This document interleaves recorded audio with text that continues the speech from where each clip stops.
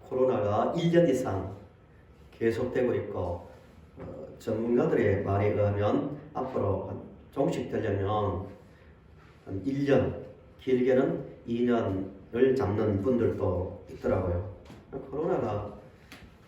코로나의 파급력이 엄청납니다. 군인들은 훈련도 못하고 있어야 되고 경제적으로 장사하는 분들은 말할 것도 없죠. 고통이 엄청납니다. 경제도 그렇고 문화도 그렇고 또 심지어 교회 예배도 대부분 성도들은 인터넷으로 들어야 되고 소수만 나와서 드릴 수 있는 형편이 되었습니다. 그런데 이런 중에 교회는 예배를 가지고 여러 말들이 나오고 있죠. 목숨 걸고 모여서 예배를 드려야 된다는 분들도 있고, 아니다, 전염병이 퍼지고 있으니까 이웃을 사랑하는 마음으로 또 우리 자신을 위해서 형편에 따라서 각자가 드려야 된다는 분들도 있습니다. 근데 이 방역 지침을 무시하고 예배 드리는 분들로 인해서 언론에 요즘 계속 교회가 욕을 먹고 있습니다. 아닌 것까지도 함께 큰 부정적 이미지를 심고 있는데요. 물론 우리는 예배를 목숨처럼 소중하게 여겨야 됩니다. 반드시 그렇게 해야 됩니다. 저도 태어나서부터 지금까지요, 생각해 보면은 주일 예배를 빠진 기억이 거의 없습니다. 군대 생활할 때 기억이 나는데요. 저희 제방에 가면 철책이라고 있는데 철책에 들어가면 이 교회가 없거든요. 이등병 때 식당에서 주일이 되면 이렇게 예배를 드렸어요. 몇 명이서 드렸는데 어느 날 고참이 이등병이 건방지게 빠졌다고 여기가 군대지 사회냐 이러면서 예배 못 드리게 하더라고요. 제가 들었을까요? 안 들었을까요? 드립니다. 아무 그들에게 나쁜 영향이 가는 것도 아니고 법을 위반한 것도 아니기 때문에 저는 당연히 드렸습니다. 그 고참이 얼마나 괴롭히든지 철책에 투입될 때부터 빠져나올 때까지 종일 괴롭히는 거예요. 그래도 저는 그랬습니다. 나중에 보니까 가장 힘들게 했던 그 사람이 저를 더 인정하더라고요. 넌 진짜다고. 진짜 믿음을 가졌다고. 나도 그렇게 되고 그런 믿음을 가지고 싶다고 하는 말을 들은 기억이 납니다. 그러나 지금은 다른 문제예요. 전염병은 우리 자신뿐만 아니라 이웃의 생명까지도 위협을 하잖아요.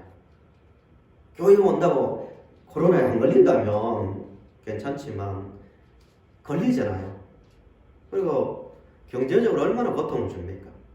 이웃 사랑하는 마음, 또 복음 전파를 위해서라도 우리는 모범을 보여야 됩니다. 세상 사람들 이상으로 철저한 지침을 지키는 게 맞습니다. 그런데 이 코로나를 한국의 복음이 들은 우리나라의 복음이 들은 이후에 이렇게 예배가 중단된 적은 없었거든요. 전쟁 때에도 형편에 따라서 예배를 드렸습니다. 얼마나 혼란스럽겠어요. 이런 때에 저는 목회자로서 두 가지 생각을 했습니다. 하나는 교회의 연합이 얼마나 중요한가. 한 목소리를 내는 것. 한 목소리로. 이게 안 되면 앞으로 계속 이 일은 반복됩니다. 99%는 잘 지키더라도 몇 프로가 다른 목소리를 내면 전체가 이게 문제가 발생하거든요. 교회와 교회, 교단과 교단 간의 하나됨. 이거 목회자의 문제겠죠. 또 하나는 세상 새롭게 결심한 게 성도들이 어떤 시험이 오더라도 바른 신앙, 또 살아있는 신앙 생활을 하게 하기 위해서 이 말씀교육, 하나님의 말씀인 성경을 잘 가르쳐야겠다는 생각을 했습니다. 물론 뭐 평상시에도 잘 가르쳐야 되지만요. 코로나 하나를 보더라도 세상 사람들이 보는 관점하고 성도가 보는 관점은 달라야 돼요. 성경을 가지고 왜 이 일이 일어났는가? 이 일 속에서 우리는 어떻게 살아야 되는가? 성경을 가지고 봐야죠. 모든 것을 마찬가지로 역사도 성경을 가지고 보는 훈련을 해야 되고요. 문화적인 부분도 그렇고요. 모든 상황, 이걸 성경을 가지고 내 자신을 볼 때도 또 우리가 만나는 이웃을 볼 때도 성경을 가지고 이해하고 풀어내고 또 실천하는 이게 되어야겠다는 생각을 참 많이 했습니다. 교회가 어떠니 뭐 세상이 어떠니 말이 많지만 성도는 하나님의 말씀을 가지고 기도하고 씨름한다면요 오히려 어려움들이 더 신앙의 성장과 성숙을 이루는 기회가 될 수 있는 거예요. 너무 부정적으로 예배드리기도 힘든다, 뭐 세상이 복음을 멀리한다, 뭐 복음을 언제 멀리 안 할 때가 있었습니까? 아담과 하와 이후부터 항상 그래왔습니다.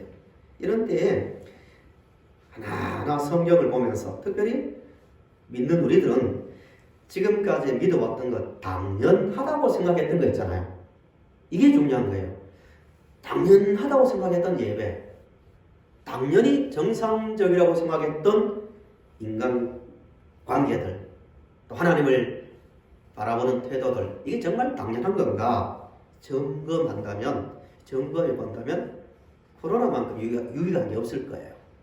오늘 말씀을 가지고요 하나하나 어려운 이때에 하나하나 신앙을 점검하는 중에 신앙의 불순물들을 빼내고 살다 보면은 아무리 열심히 있는 성도라도 세상의 불순물이 마음에 들어올 수 있잖아요.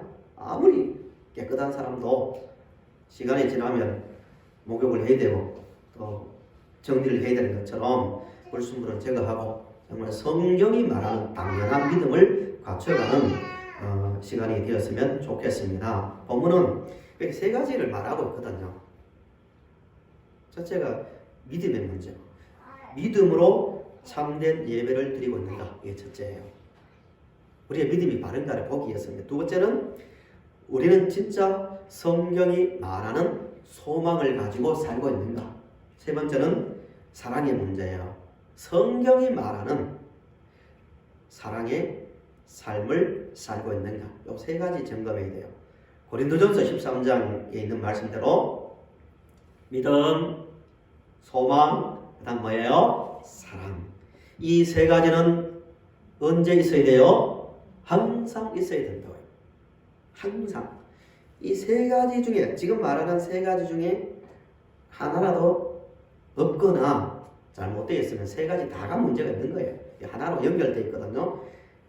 이 세 가지를 다 설명하려면 많은 시간이 필요하지만 한 가지 이야기니까 요약해서 말씀을 전하러 갑니다. 첫째, 우리의 믿음은 우리가 참된 예배를 드리고 있는가 확인해 보자고요. 요즘 예배에 대한 이야기가 많잖아요. 뭐 인터넷으로 나는 예배를 드리겠다. 그것도 예배예요. 그리고 나는 교회에 굳이 나올 필요성을 못 느낀다. 이런 분들도 있어요. 공예배죠. 공적 모임 예배. 당연히 성경적으로 맞지 않죠. 참된 예배를 어떻게 드려야 되는가? 본문 19절부터 12절 다시 한번 보세요. 이 내용이 굉장히 어렵습니다. 히브리서는 구약을 예수님과 관련해 연결해서 해석해 주는 거거든요. 어려워요. 구약 히브리서는 제사, 제사장, 율법, 안식, 성전 이런 복잡한 이야기가 굉장히 많이 나와요. 이게 무슨 말인가 할 정도로 어렵습니다. 근데 이 말씀을 잘 이해해야 참된 예배가 가능합니다. 먼저 19절을 보시기 바랍니다. 제가 읽겠습니다. 그러므로 형제들아 우리가 예수의 피를 힘입어 어디에 들어간다고요? 성소에, 구약 단어잖아요. 벌써 성소에 들어갈 담력을 얻었나니 20절이 중요합니다. 그 길은 우리를 위하여 어디 가운데로? 휘장. 또 벌써 구약에 제사할 때 드리는 휘장이 나옵니다. 가운데로 열어놓으신 새로운 살 길이요 휘장은 곧 뭐라고요? 그의 육체니라. 읽으면서도 조금 어려운 내용입니다. 쉽게 말씀드리면 구약에서 설명했던 성소, 지성소, 제사 방법, 제사 순서, 누가 드릴 것인가 이 모든 것을 하나님께서 직접 우리에게 명하셨거든요.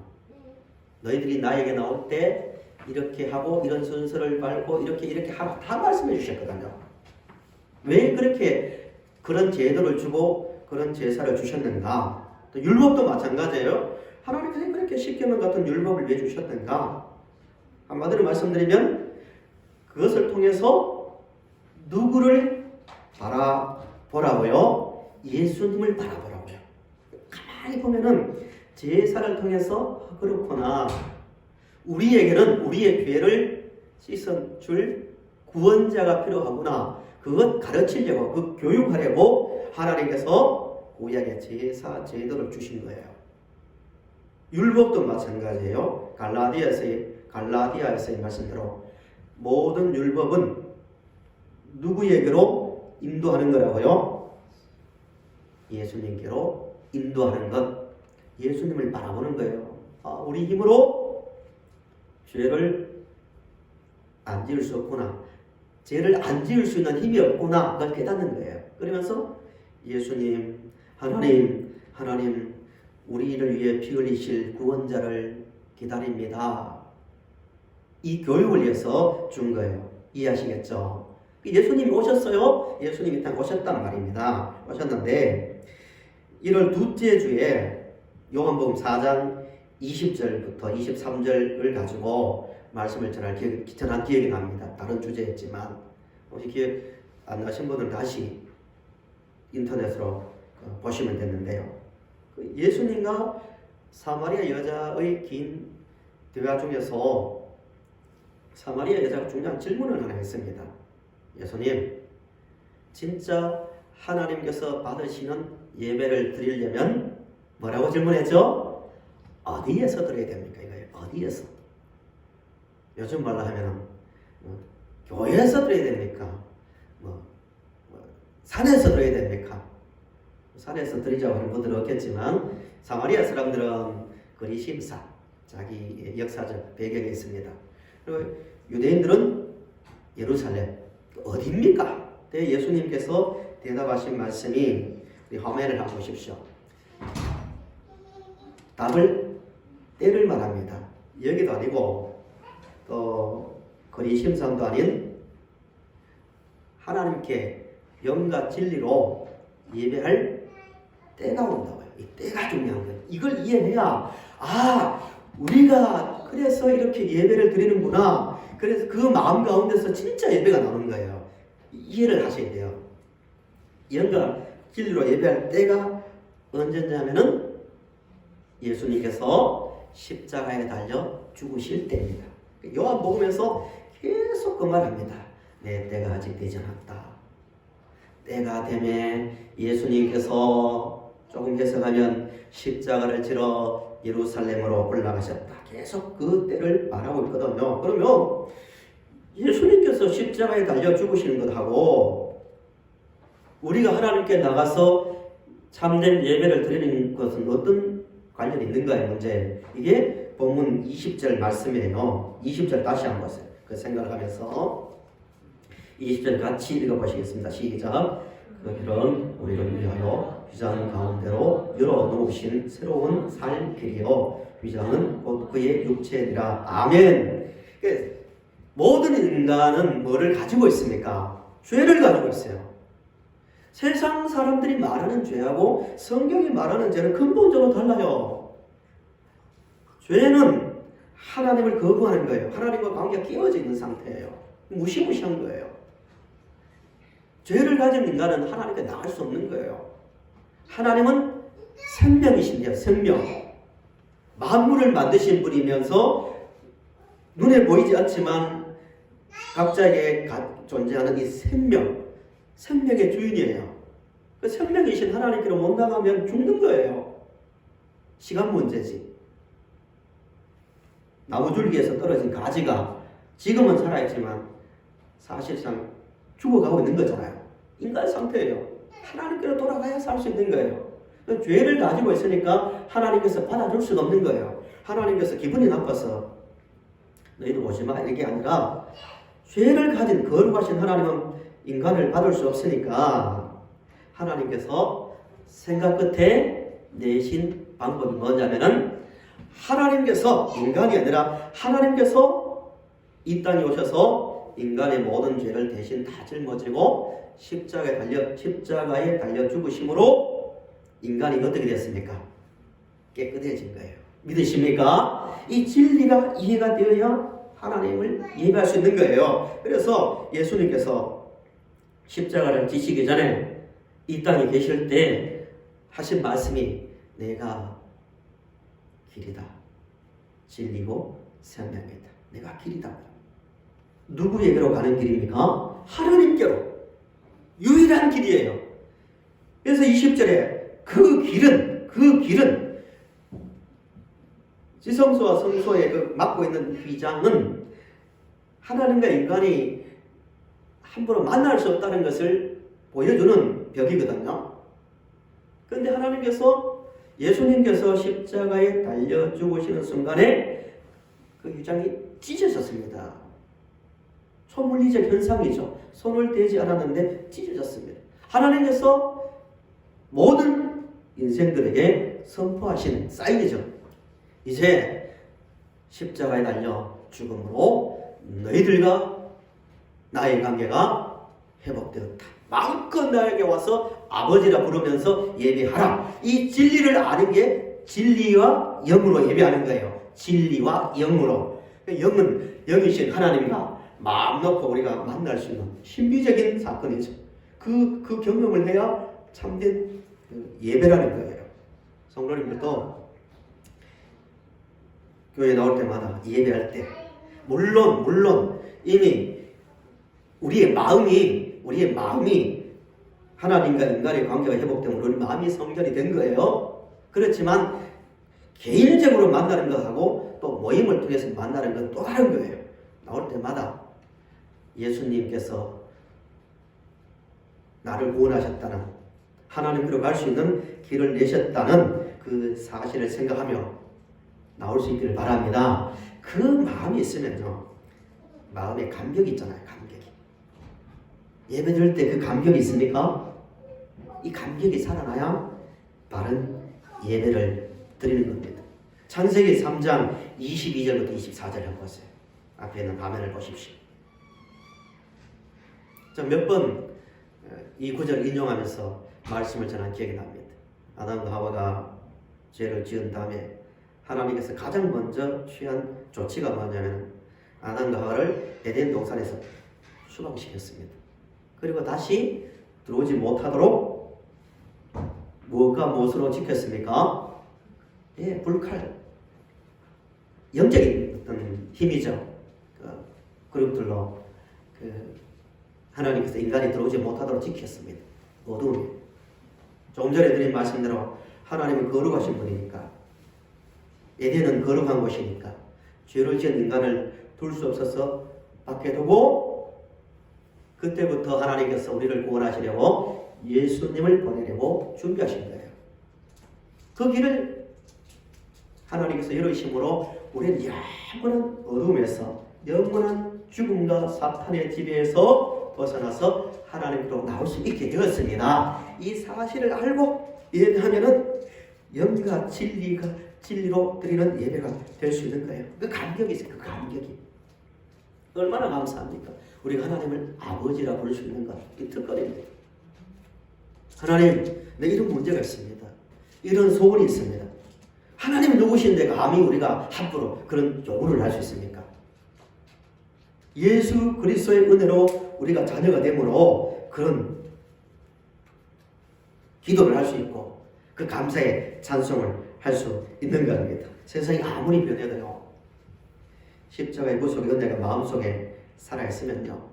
이 예배는 지속되게 되어 있습니다. 반대로요. 유럽 교회 보십시오. 대리석으로 천장이 안 보일 정도의 높은 교회를 만들고 최고의 신학을 가지고 있어도 예수 그리스도가 언제부턴가 인문학이 인문주의 영향을 받아가지고 예수님 십자가에 달려 죽으신 건 인정하지만 아니 그분이 돌아가셨다고 우리가 무슨 뭐 지옥에서 구원받고 뭐 천국 가고 이런 건 없다고 믿어도 좀 교양 있게 믿자고 이 말을 하는 순간부터 예배가 무너지기 시작했습니다. 세상으로 다 나가기 시작했습니다. 아무리 화려한 조명이 있고 대리석으로 지은 건물이 있고 가장 뛰어난 신학이 있다 할지라도 구속의 은혜가 마음속에서 살아있지 않으면요 예배는 시간 문제입니다. 무너지게 되어 있습니다. 아 목사님 요즘 바쁩니다. 세상 일도 많습니다. 굳이 나와서 예배 드려야 됩니까? 어디서나 예배 드려도 되잖아요. 이런 말도 안 되는 이야기를 하기 시작하는 거예요. 내 마음에 은혜가 살아있어 보세요. 기쁨으로 감사한 마음으로 예배를 드리게 되어 있는 거예요. 우리 교회가 코로나를 경험하면서 지금은 힘들지만 한국 교회가 마찬가지로 끝나면 정말 끝나지 않더라도 내 마음속에 정말 내 마음에 그런 감격이 있는가를 생각하면서요. 그 마음을 회복하는 은혜가 있기를 간절히 바랍니다. 두 번째로요. 믿음으로 예배하는 것. 두 번째 믿음 다음에 뭐가 나옵니까? 약속의 소망. 본문 23절을 보세요. 23절도 같이 읽겠습니다. 같이 시작.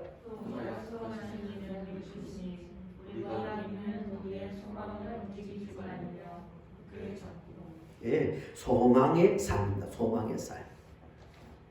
더 구체적으로 말씀드리면 예수님께서 이 땅에 다시 오신다는 재림에 대한 소망이죠. 이게 교회, 그 개인 마음을 꽉 잡고 있어야 됩니다. 인생을 잡고 있어야 됩니다. 이 소망이 약해지면요. 예수님 다시 오시면 우리는 천국에 들어간다. 저 안식에 들어간다는 이 소망이 강하지 못하면 세상에 주는 어떤 것 때문에 믿음을 다 팔아버릴 수가 있습니다. 아무리 나는 노아처럼 아브라함처럼 믿음으로 살리라. 세상에 물들지 않으리라. 우리 교회는 세상의 가치관을 버리겠노라. 아무리 말해도요. 하늘에 소망이 없으면 세상이 교회를 지배하는 것이 아니라 스스로 세상이 교회에 나가게 되어 있습니다.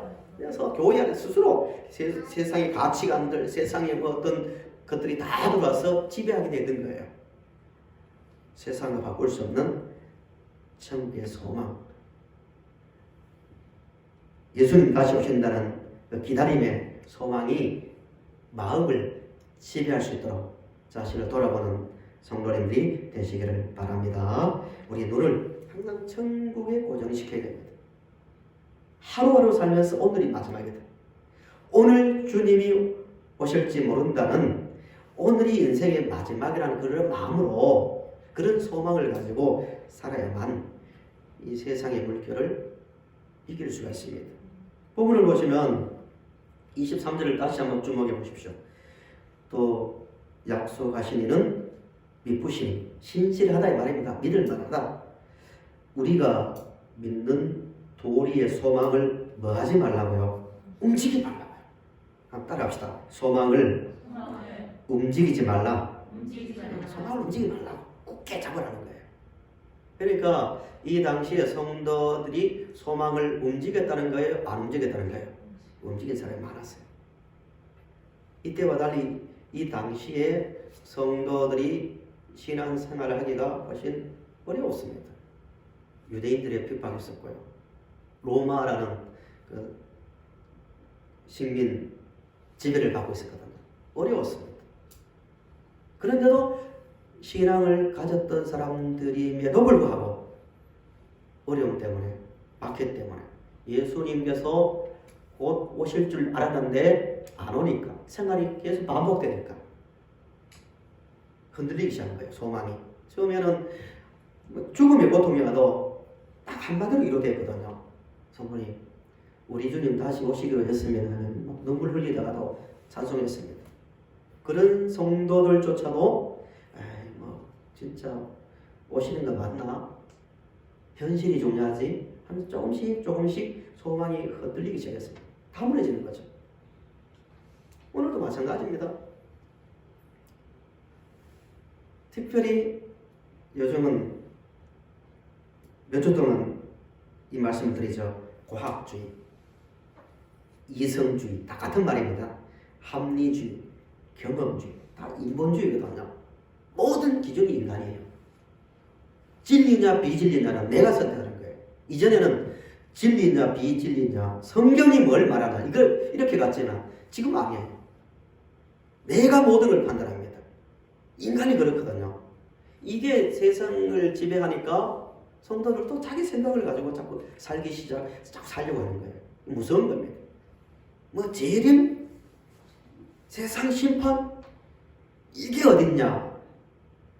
이런 식으로 이제 가게 되는 거예요. 인간이 그만큼 타락한 마음이 아직 강하게 남아있거든요. 구약이 관영할 때 노아 시대에 뭘로 심판을 받았습니까? 물로 심판을 받았습니다. 그런데 창세기 11장에 바로 뒤에 뭐가 나옵니까? 인본주의가 어떻게 시작합니까?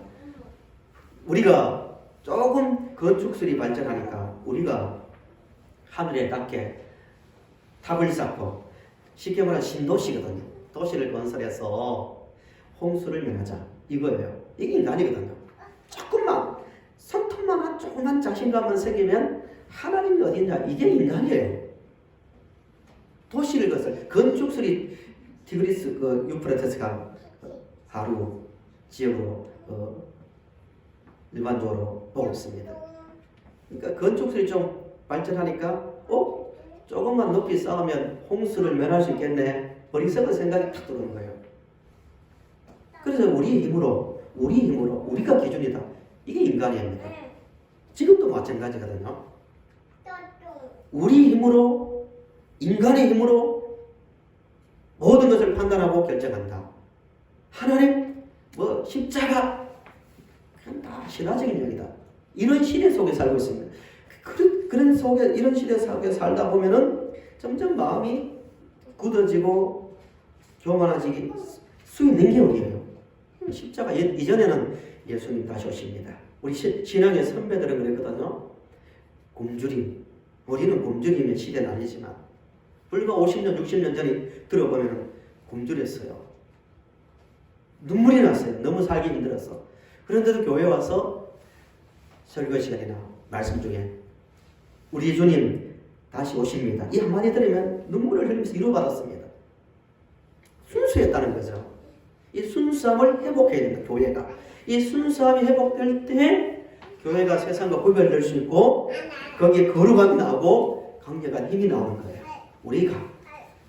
우리 먼저 우리 자신이 주님 다시 오신다는 강한 믿음 가운데서 그 소망을 가지고 오늘이 마지막이라는 그 소망을 가지고 살아가는 중에 구별된 삶을 살아갈 수 있길 바랍니다. 마지막 세 번째, 사랑의 교제입니다. 사랑의 교제. 24절 5절 한번 보시기 바랍니다. 제가 다시 한번 읽어볼게요. 서로 돌아보아 사랑과 선행을 격려하며 모이기를 폐하는 어떤 사람들의 습관과 같이 하지 말고 오직 권하여 그날이 가까움을 볼수록 더욱 그리하자라고 말하고 있습니다.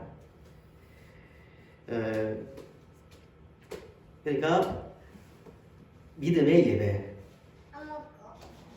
소망의 삶, 세 번째는 사랑의 삶입니다. 십자가를 가까이 하면요, 하나님과 인간의 관계만 회복되는 게 아니라 사람과 사람의 관계도 회복되게 되어 있습니다. 우리 교회가 정말 성령이 역사하시고 진리가 바르게 잊혀지고 선포되고 마음속에 심겨지면 성도와 성도 사이에도 영적 가족이라는 일체감을 갖습니다. 이 본능입니다. 가끔 가도 우려야 되는 이야기가 나오기 시작하더라고요. 물론 선한 뜻으로 말하는 것은 알기 때문에 비판을 하지 않습니다. 지금은 성전이 없다. 어디에서나 예배를 드려도 된다. 맞는 말입니다. 그러나 개인적으로 드리는 예배하고 모여서 드리는 공예배는 또 다른 거예요. 이 예배는 주님 오실 때까지 지속되는 거예요. 본문 이야기대로 모이기를 회하는 어떤 사람들의 습관과 같이 하지 말라고. 이 당시에 그랬던 것 같아요. 사도행전 2장에 보시면 초기 교회만 해도 날마다 모였거든요. 자발적으로 성령 받고 난 다음에 날마다 모여서 떡을 떼고 성찬식을 하고 또 사랑의 식탁에 거제가 우리는 지금 못하고 있지만 교제거든요. 그리고 말씀을 배우고 날마다 말씀을 배웠대요. 이 모임은 지속되는 거예요. 찬송가에도 주님 오실 때까지 이날 지키리로다. 주님 오실 때까지 이날 지키리로다. 아멘. 이분이 뭐 신약시대의 성전이 아닌 교회의 그 의미를 몰라서 이렇게 했겠습니까? 유익이 있다는 거예요. 영적 본능이에요. 모임은. 코로나가 끝나면 더 힘써 모이고요. 코로나를 보면서 안 모여도 되네. 반대가 됩니다. 아 그렇구나. 모임이 이렇게 교합으로 더 열심히 모이자. 더 떡을 떼며 더 잔을 나누며 더 사랑의 격려를 하자. 주님 다시 오십니다. 힘을 냅시다. 이 모임의 중요성을 우리는 회복해야 됩니다. 말씀을 정리합니다. 성도 여러분, 우리가 드리는 예배가 정말 하나님 보시기에 바른 예배가 되고 있는가를 확인해 봅시다. 그리고 진짜로 이 세상보다도 하늘나라의 소망이 더 큰가, 그 소망에 맞추어서 살고 있는가를 확인해 봅시다.